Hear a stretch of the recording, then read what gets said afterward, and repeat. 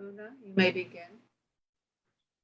Welcome, everyone. I'm Luna Goldberg, the Education Manager at the Jewish Museum of Florida, FIU. On behalf of the Jewish Museum of Florida, FIU, and the Stephen J. Green School of International and Public Affairs, it's my pleasure to welcome you to the first program in our Monday at the Museum series.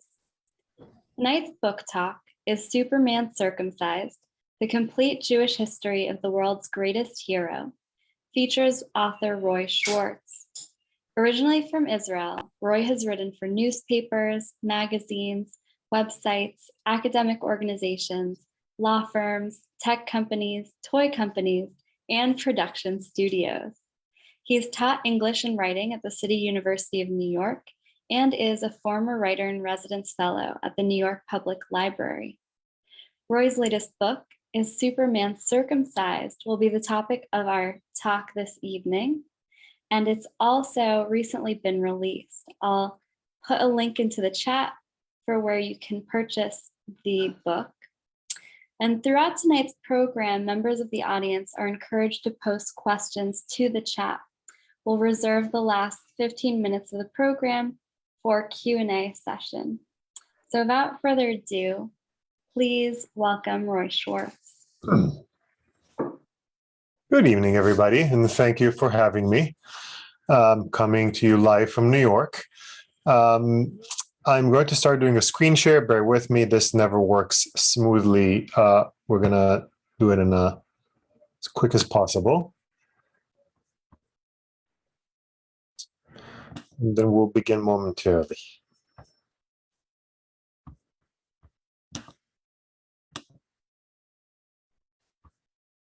Okay.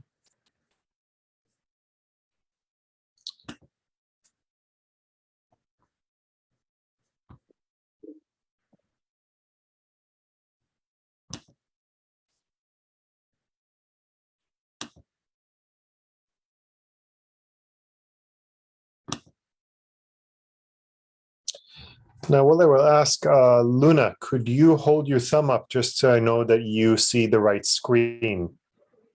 Wonderful. I never know if you see the back end or the front end.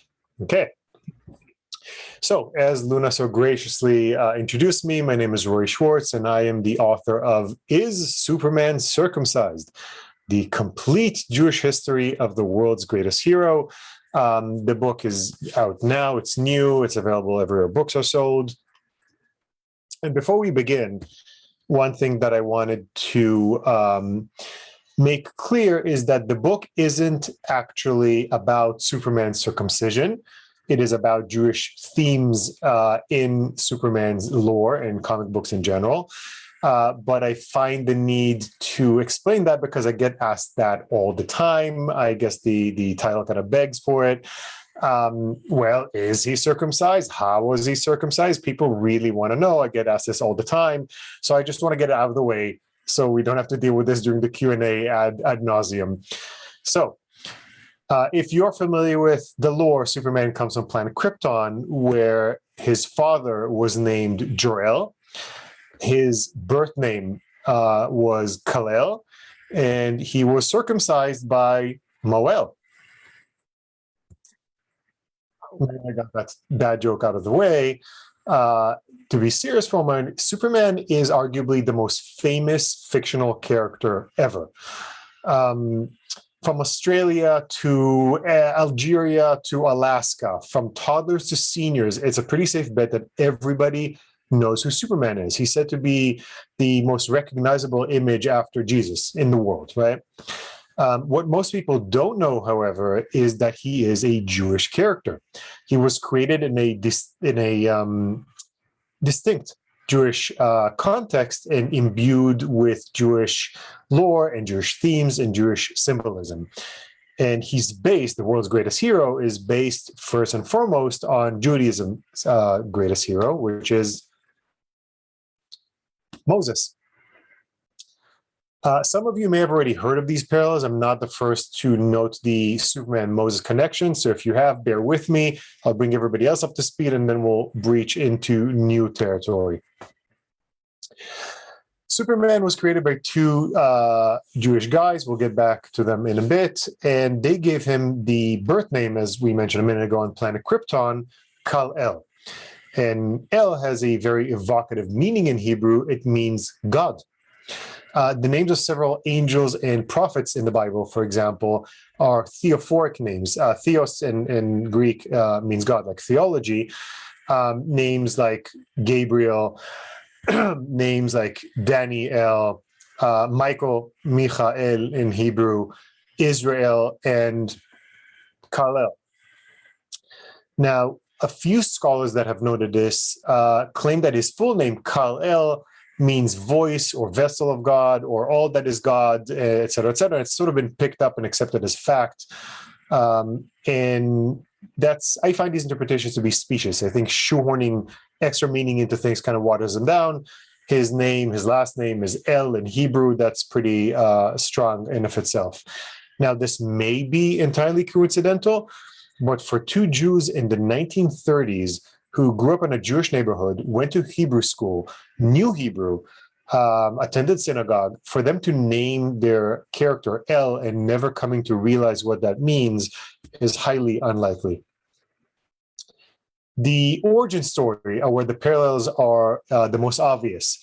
To rescue baby Kal-El from his people's pending doom, he's placed in a small vessel, and he's sent adrift down the Milky Way to an unknown fate. He is found amidst thick vegetation and raised by people not his own. His adoptive mother renames him. This is one-to-one the origin story of Moses. What continues to correspond and has not been addressed yet is that their chrysalis, their teenage years, parallel as well.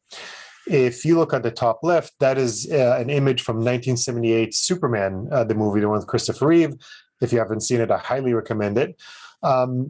When he turns 18, he journeys across the wilderness.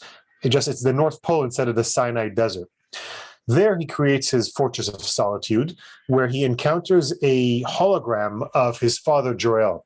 And this bright apparition of his father tells him of his special heritage, where he comes from, what it means, and bestows upon him the responsibility of becoming a great savior. And it's a powerful story element that has since been folded into the comics canon, which is what you see bottom left. And if this reminds you of something, that's with good reason. Jor-El's hologram is, of course, the burning bush. One manifests out of fire, the other manifests out of ice, but they have parallel function and aesthetic. Even their speech is very similar. In Superman the movie, he says, I am Jor-El, I am your father. They can be a great people, Kal-El, they wish to be. They only lack the light to show the way. For this reason above all, their capacity for good, I have sent them you, my only son. Likewise, God in the burning bush tells Moses, I am the God of your father. I have surely seen the affliction of my people. I have come down to deliver them. Come now and I will send you, that you may bring my people, the sons of Israel.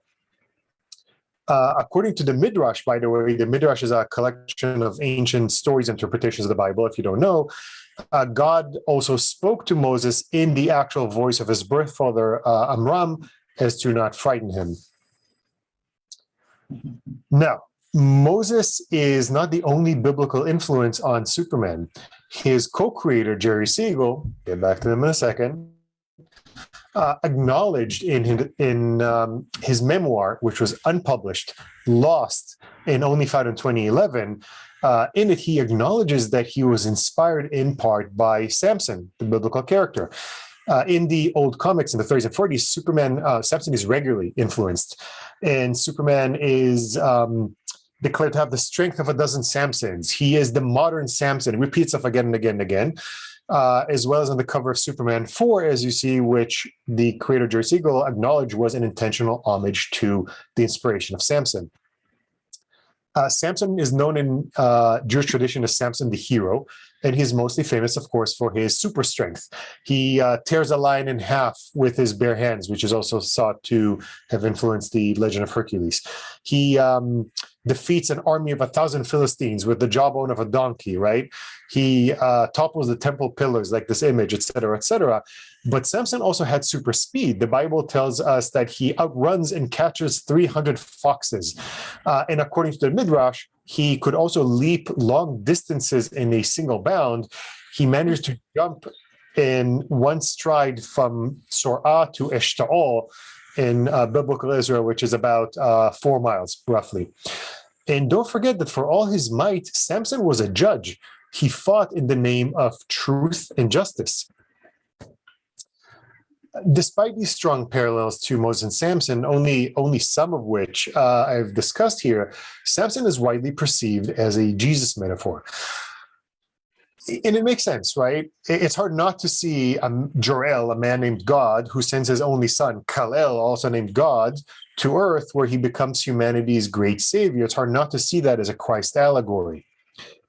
But these themes were added decades later after Superman's creation, and on screen. There's actually nothing Christological, Christ-like in the comics until the 90s. His TV shows and especially his movies are full of Christian symbolism and narrative points. For example, this image from Batman v Superman. This is the promotional poster for Smallville, the TV show from 2001, where he's literally crucified. He's literally hung up on a couple of planks of wood. Here he is piedestal, cradled by his mom, Ala Michelangelo statue in Superman Returns from 2006. Here he is being stabbed in the side with a spear, like with a kryptonite shard, like the Spear of Destiny, also in Superman Returns. And here he is in Man of Steel from 2013. That movie is rife with Christian imagery against a backdrop of Jesus. And there's, of course, this image of the crucifixion that appears in Smallville, in Superman Returns, and in Man of Steel. So these images repeat themselves again and again. I'm going to have to beg for your forgiveness. I forgot to plug my laptop and it's running low on battery. Give me 1 second, I'll plug it in. Hold on.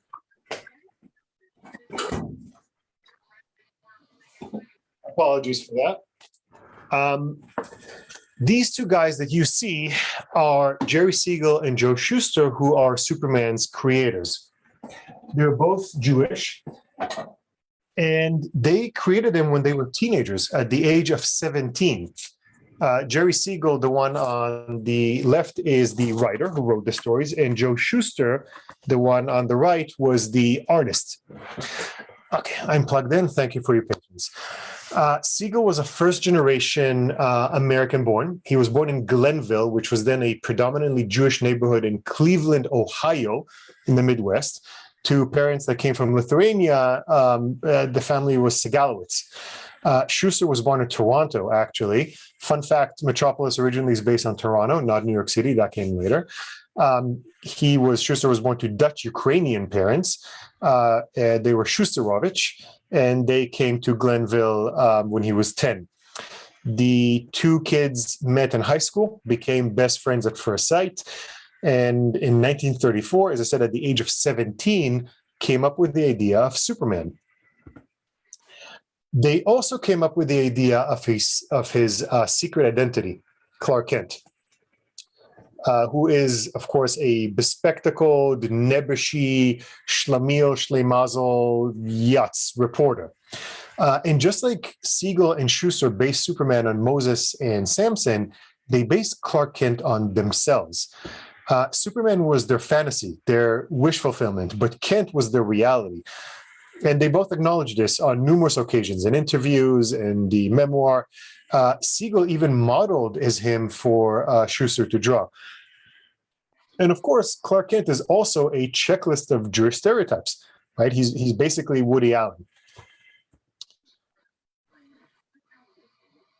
And this is my favorite part of the whole story. The two boy chicks shopped their idea around and no one wanted it.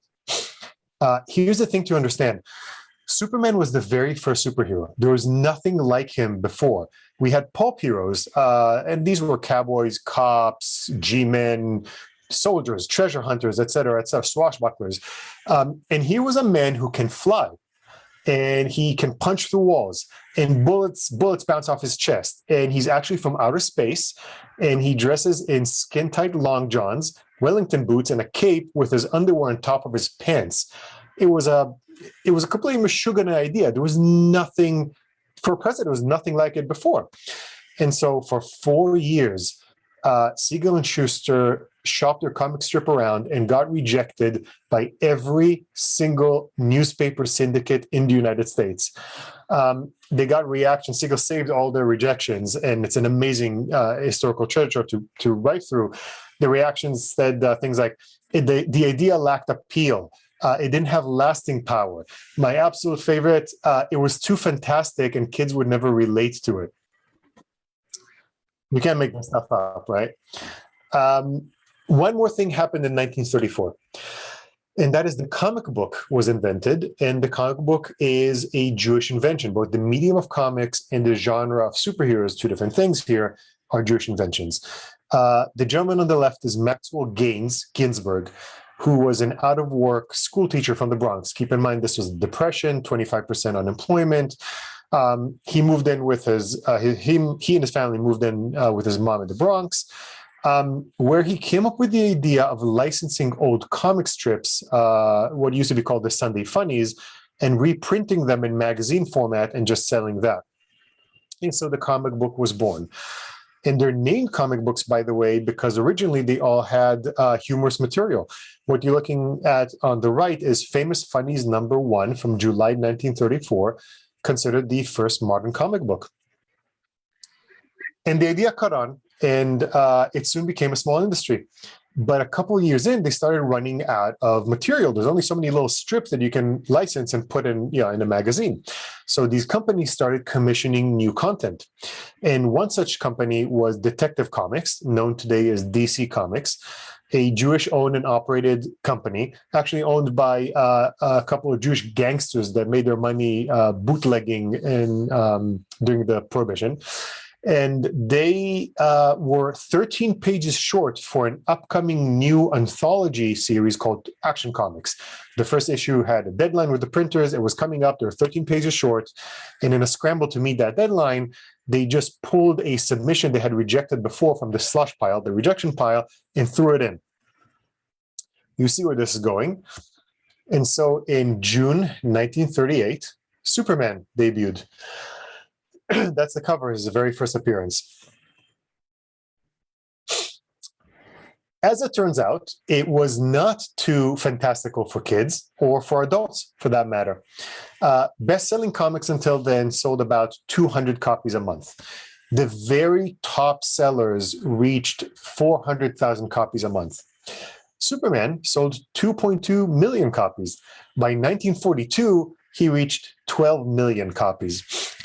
His strip, the one that got rejected everywhere, was syndicated in 230 newspapers, reaching 25 million people. By the way, to give you scale, the US population at the time was about 132 million, so you have to multiply everything by 2.5. In 1940, just a year and a half since his debut and still the Depression going on, he got his own radio series, The Adventures of Superman, which was immensely successful. It had an audience of 4.5 million people and lasted a staggering 2,088 episodes. Imagine that today. He starred in a cartoon serial, which was shown in movie theaters before films, which was the first ever live action, first ever action cartoon. It was watched by 20 million people. He was the star attraction of the 1940 New York World's Fair, where he got his own dedicated Superman Day, which broke all attendance records. He got his own balloon in the Macy's Thanksgiving Day Parade. Time magazine declared him the #1 juvenile Vogue in the US.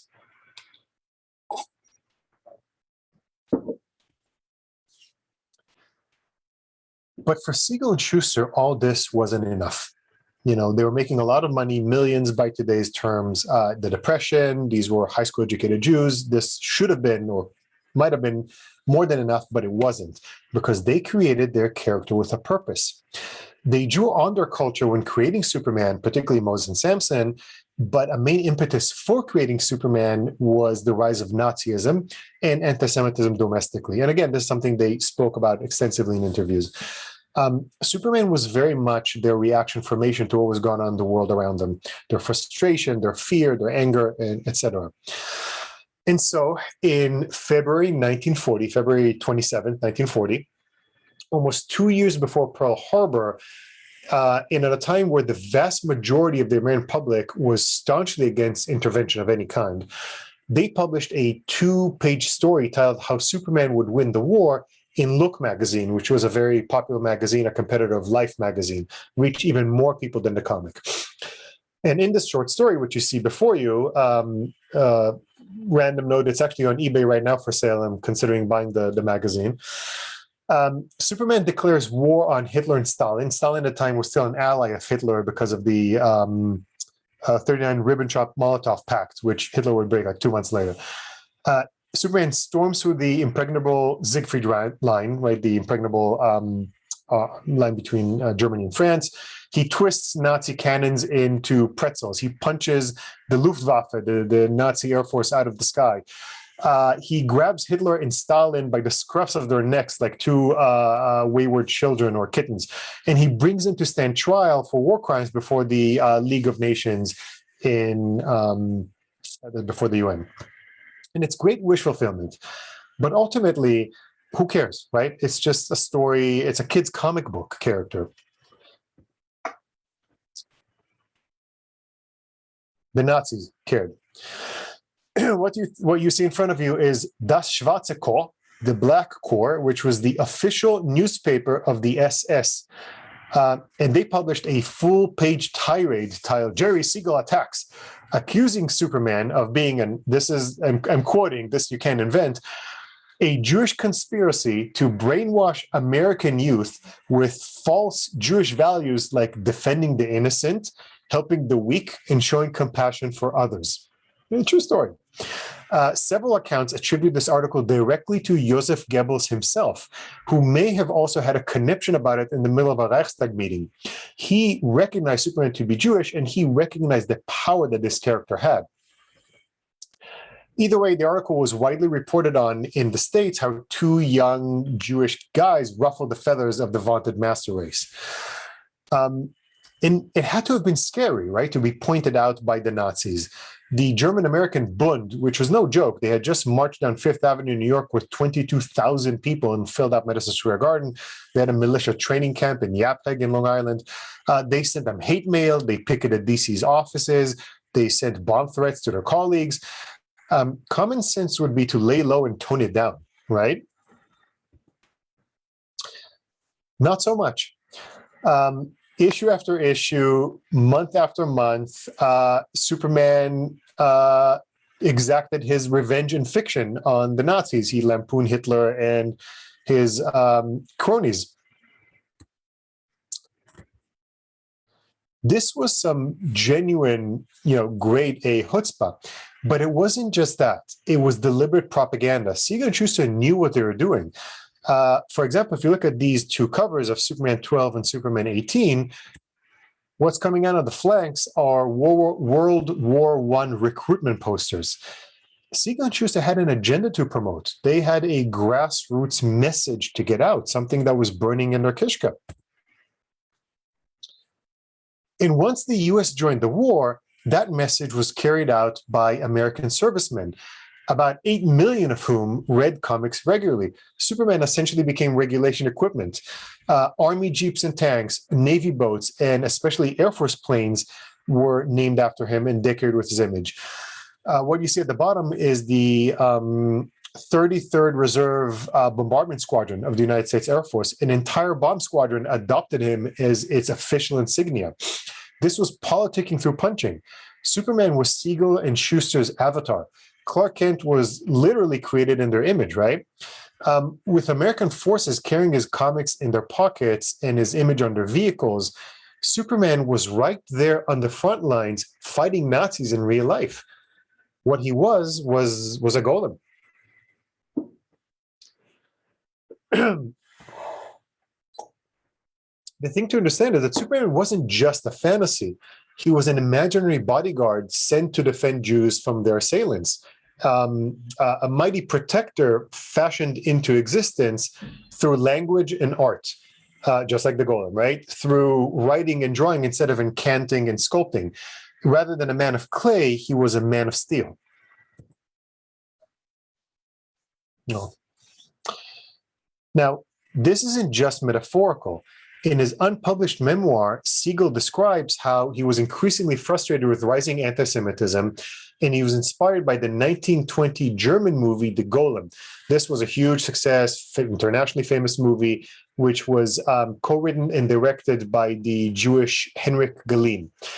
And Siegel describes how he was heavily inspired by this movie in creating his own superhuman champion of the oppressed.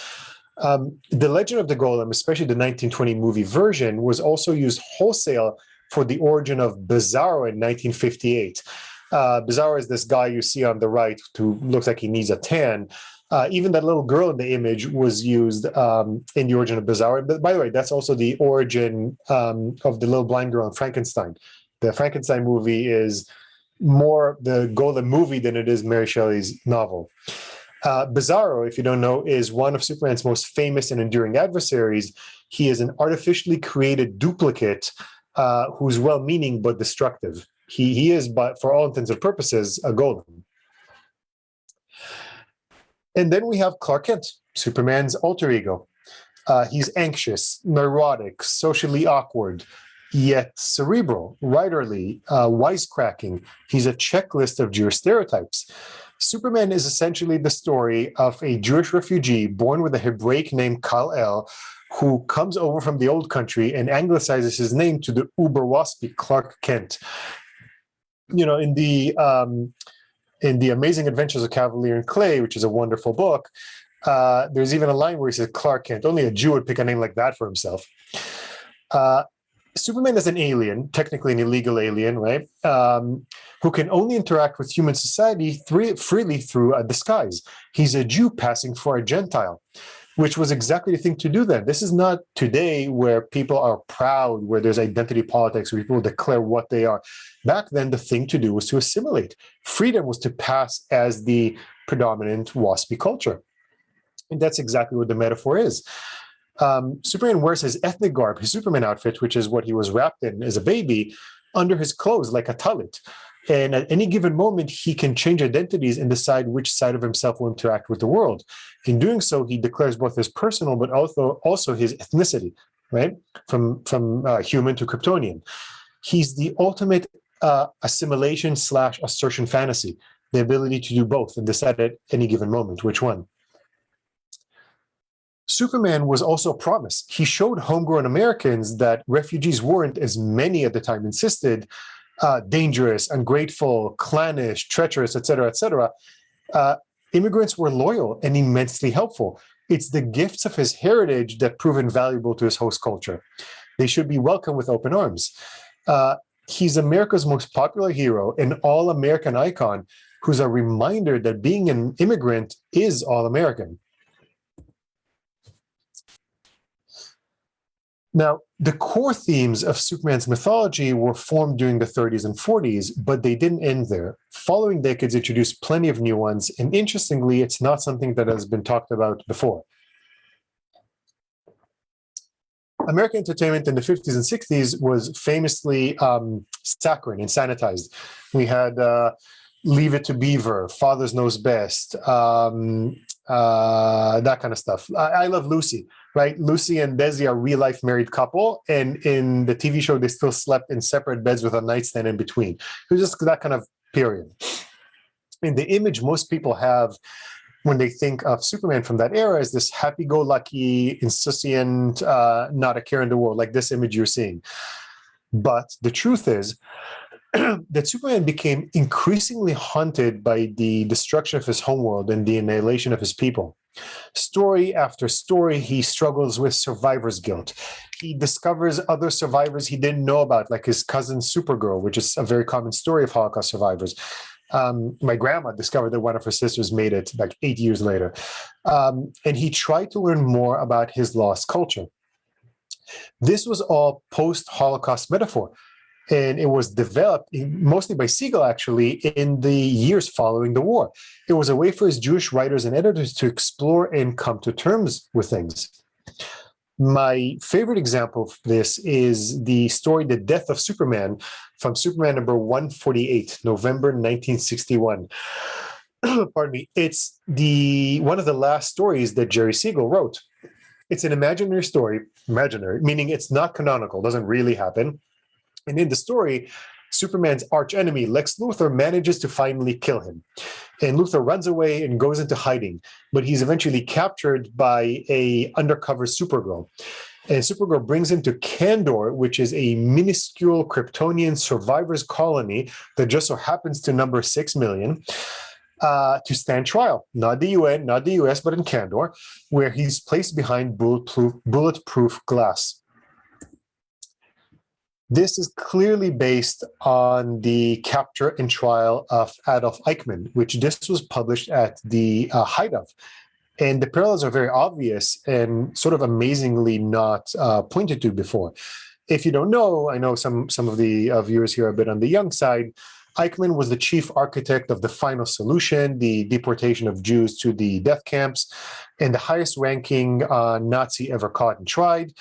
He, after the war, fled to Argentina, a non-extradition country, where in May 1960, he was captured by the Mossad, Israel's CIA, brought to stand trial in Jerusalem by the people of his victims and their own sovereign state, where he stood behind bulletproof glass, receiving front page and primetime coverage worldwide, until in December 61, he was convicted and ultimately sentenced to death. The parallel is not even meant to be subtle. As televisions around the world show Luthor gloating until he's eventually sentenced to death, he's even called the greatest villain since Adolf Eichmann. Moving on to the 70s, we find stories like Superman visiting Israel. That's on the top left, where he teams up with Seraph, the first explicitly Jewish superhero, who derives his powers from the cloak of Elijah, the ring of Solomon, the staff of Moses, and long hair like Samson, which according to this, I guess, had a bob cut. Fun fact, we are used to seeing Samson with a big mane, influenced by Renaissance art, which in turn is influenced by Greek depictions of Hercules. In the Bible, it's described that Samson had 7 cornrows braided into 7 braids. Fun fact, right? We learn, if you look at the top right, that in Krypton's ancient past, they were enslaved by the pharaonic-sounding Takaneh and forced to build a giant ziggurat pyramid. They eventually gained freedom using a plague of hives. Sounds familiar, right? Another story, a more playful one, that's bottom left, reveals that Krypton is named after Kryp and Ton, 2 castaway astronauts that were the first to populate the planet, like astronauts Adam and Eve. We also learned that Superman's ancestor Jaf-El was a prophet who tried warning Kryptonians against their evil ways and worship of false idols, and becomes one of the sole survivors of a cleansing flood. That should also ring a bell. This story from 1984, written by a Jewish writer called Elliot Maggin, who became the most influential creative force in Superman after Jerry Siegel left. He was fired, and that's its own story.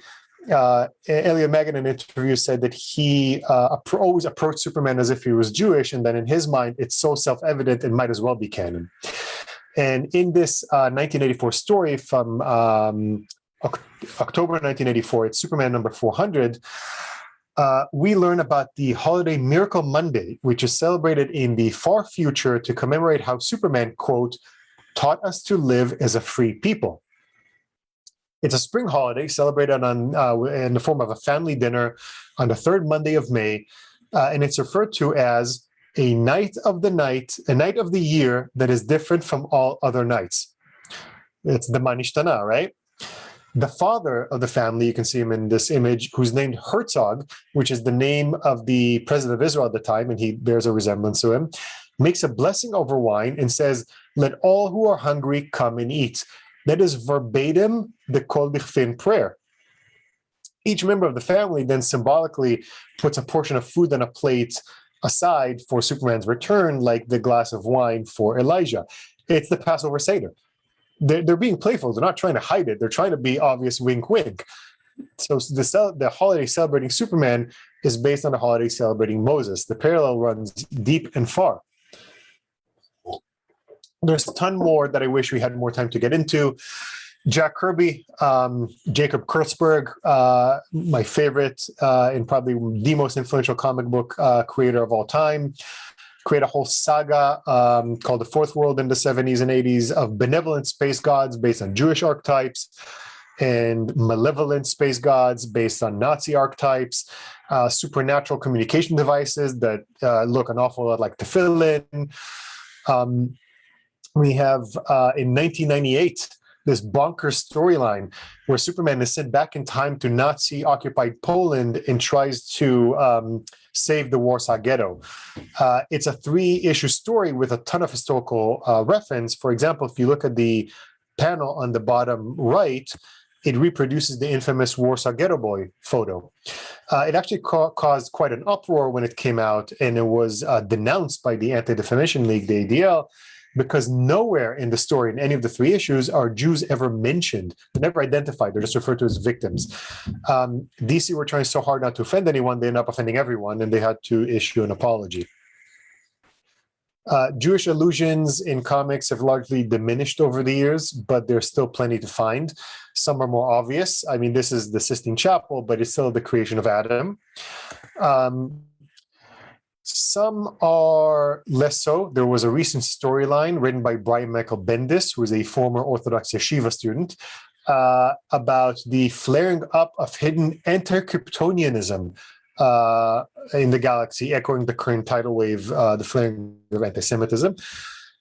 And some are just almost explicit, like Perry White. If you don't know, that's Clark Kent and Lois Lane's boss at the Daily Planet. He's the editor-in-chief, not wanting to be late for Shabbat dinner, which is an awfully strange thing to say if you are not Jewish. Speaking of, there's also a story where Superman is actually invited to Shabbat dinner at a Daily Planet staffer's house, which he attends. He wears a yarmulke, does the Kiddush prayer, but it doesn't look like he's meant to be Jewish. He doesn't know any better than to ring the doorbell on the Sabbath. So, having talked about all this, serious and less serious, is Superman Jewish? Depends which one. And I don't mean which of his identities, Clark Kent or Superman, or which version of his canon. What I mean is the fictional one or the real one. The fictional one is an alien from planet Krypton who was raised by the Kents in Smallville. He is canonically Christian, usually Protestant or Methodist, and non-practicing. But there's also a real one, which is the comic book character, the IP, in the real world. And that character is a Jewish character. He was created by Jews, he was developed by Jews, and he was imbued with rich Jewish meaning. As a character, his DNA is Jewish, and it always will be. You must be wondering, why is this important? And I'm glad you asked. Because his original comics earned their rightful place in the canon of modern Jewish literature.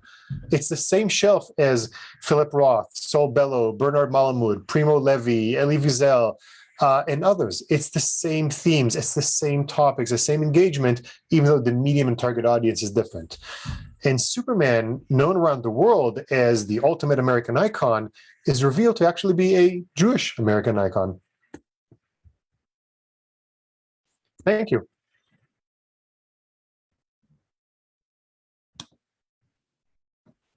Roy, thank you so much for this informative talk. It's fascinating to see the connections that you've been able to pull. I want to invite our audience to post questions. Feel free to drop them into the chat and I'll pose them to Roy. But I'll start us off, and I wonder, where did you find, so I'm fascinated by these archives and specifically the story you were telling around the Nazis addressing in their own publications. How were you able to track that down? So this book started as my the book, by the way, is a pretty hefty book. Just to give you a sense of the size of this thing, it has 106 images, but it's a pretty big book.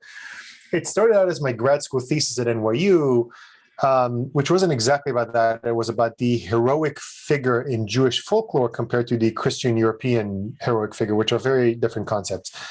And NYU has this thesis competition where if you're a masochist like me, instead of defending your thesis in a room in front of 3 deans, you can go on stage in front of the entire school and start arguing with, in front of 3 professors, you can argue with 3 deans in front of their school.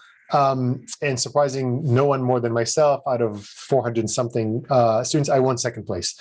By far the serious topic, people were, is pollution in the subway, cancer research, And it was just fun to listen to. That made the difference. And that sort of one thing led to another, and it led to a book contract. And it also led to a scholarship, a fellowship with the New York Public Library. I was a writer in residence with the NYPL for 2 years, where I had a lot of resources at my disposal. And it took me 6.5 years to do research and write the book. It included reading and watching and listening to everything Superman ever created, which I like to say was a dirty job, but somebody had to do it. But also a lot of historical research, which is a strength of mine. I mean, my academic background is heavily involved in history and social thought. And this included things like this. And it was intense. At some point, there was something, we're tracking down a quote, and the head of the Jewish Research Division at the New York Public Library contacted their colleague at the Berlin Public Library who found something after God knows how long of research in the archives of the Munich police from 1923, which is a speech that a young Hitler gave in the middle of the street, and somebody recorded, like crazy stuff, but it was a lot of fun for me to research.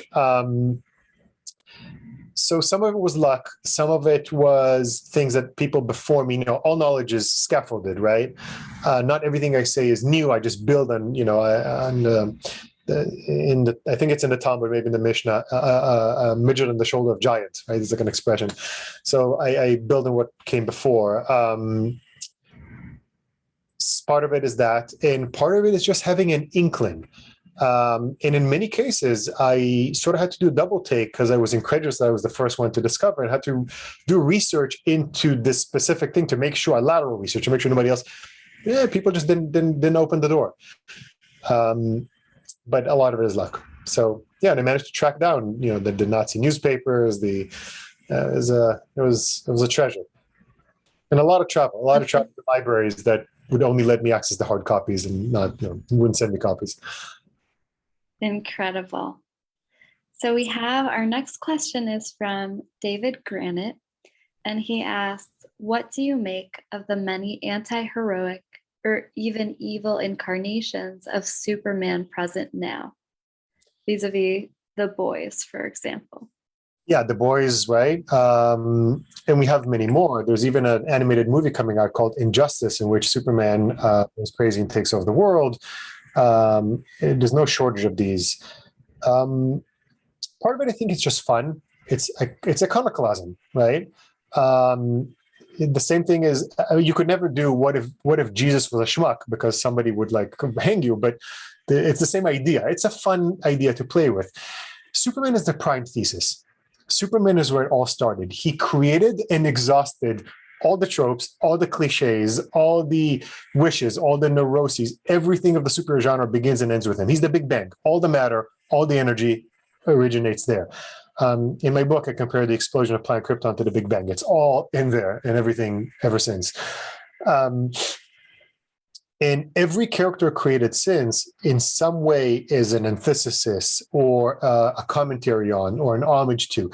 Everybody will forever be indebted to him in some way.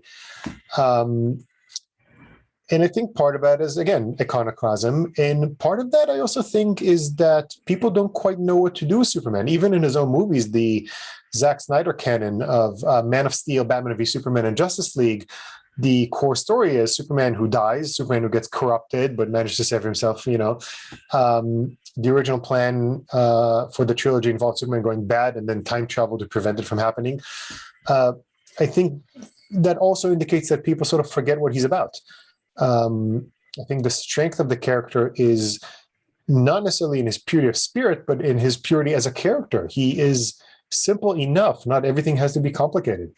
You look at Batman, for example. You get what Batman is about in 1 minute. You get his origin, you get what motivates him, you can move on. I think Superman has deeper character, but he doesn't have to be more convoluted. So I think it also comes from that. And I went on a bunch of tangents. I hope that answered the question. No, thank you. That's wonderful.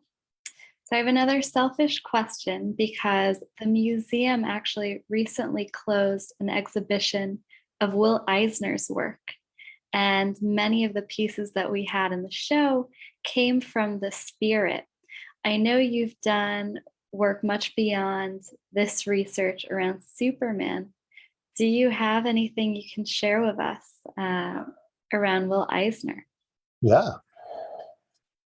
So Will Irwin Eisner, who was like many Jews during those years, and really this is how the industry came to be, a talented young artist. He wanted to actually create set designs for Broadway, who couldn't find a job. It was the Depression. He was Jewish. Jews needn't apply for anything fancy, right? Magazines and ad agencies, etc. So Jews created an industry of their own, just like they created with Hollywood and to some extent Broadway being based on the Yiddish theater of the Lower East Side. And by the way, there's something called Will Eisner Week, which is curated by a good friend, Danny Fingeroth, which is, if you love this kind of cultural exchange, it's a wonderful thing. And every year they do something different and interesting. Highly recommend it. And Will Eisner, along with Jack Kirby, are I would argue that together they are the two most influential artists on the comic book medium and art form ever, period. They created all the language. And Will Eisner is famous for many things, but one of them is his own creation called The Spirit, which was a comic book not sold as an independent magazine, but an insert in newspapers. That thing sold like 16 million copies through newspapers for years. He's sort of like a private eye, prefigured film noir by a good decade. And because comic books were in vogue then he put like a little domino mask on him and gave him gloves and said, okay, it's a superhero. But he's really just like a Philip Marlowe character. And, Danny Colt, the character of the Spirit, Danny Colt, is the most obviously poorly hidden Jewish character you've ever seen. He runs around what is clearly the Lower East Side with the tenements and the waterfront and the clotheslines hanging and old ladies saying, "What are you doing? What?" And it's all there. He always looks like an unmade bed. He's super neurotic. People are very quick to not like him, even though they can't put their finger on why. And Will Eisner was never denied it. He never talked about it. He actually did talk about the fact that he found his own background to be not important, unlike other artists that like Jack Kirby, who said it was everything to them. The creators themselves don't agree on how meaningful their background was. But he was very clearly Jewish. They wrote what they knew. These were all kids. Will Eisner was 21 or something when he created, maybe a little bit, 23. These were all kids. If you compare the Spirit and Superman, they're sort of like the odd couple, like, what is his name, Unger and Leiter, except they never met on page, right? But they're the tidy up, buttoned up, trying to pass for waspy guy, and then the guy who's very happy, just looking like an unmade bed. But there's a parallel there. Yeah. Amazing. Thank you. And I'll also say for our audience members who weren't able to see the show, we do have a virtual tour of that exhibition up on our website. We also have a question from Leslie Strasberg, and she says, "We grew up with Superman and never related him to Judaism, but you said Goebbels recognized he was Jewish." And her question is why? Jewish identity was, first of all, created in the diaspora, right? It was not created in ancient Israel. That came later. And throughout the history of Judaism, which is not a short history, most of Jewish identity was formed, took shape in the diaspora. And part of that means that it got shaped in reaction to what else is there, right? It's Jacques Derrida, the philosopher, coined the term "the other" with a capital O, meaning all identities, personal, group, national, whatever, are formed in juxtaposition to others.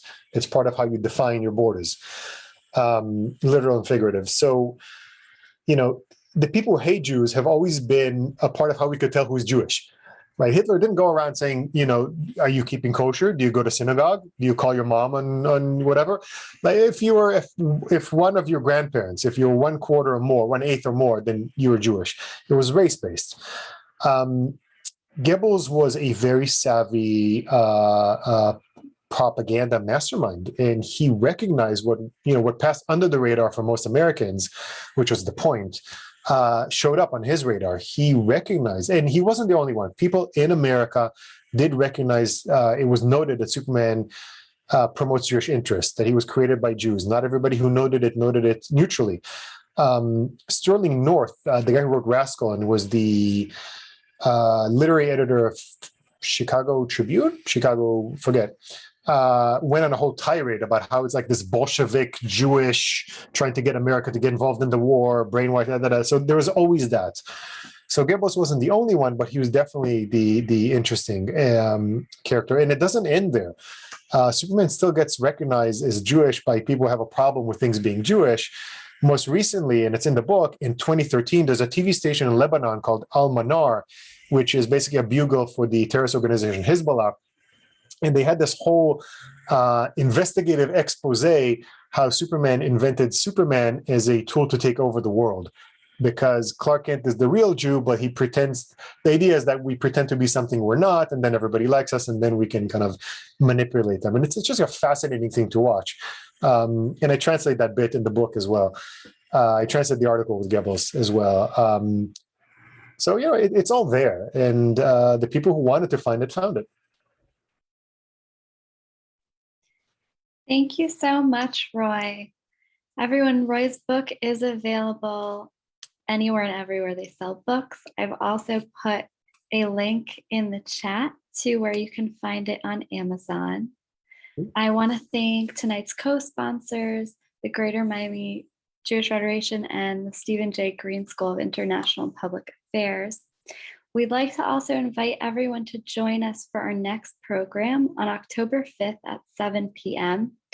for a program called On the Avenue, More Than Miami Lore. And I'll put in the registration details and information into the chat.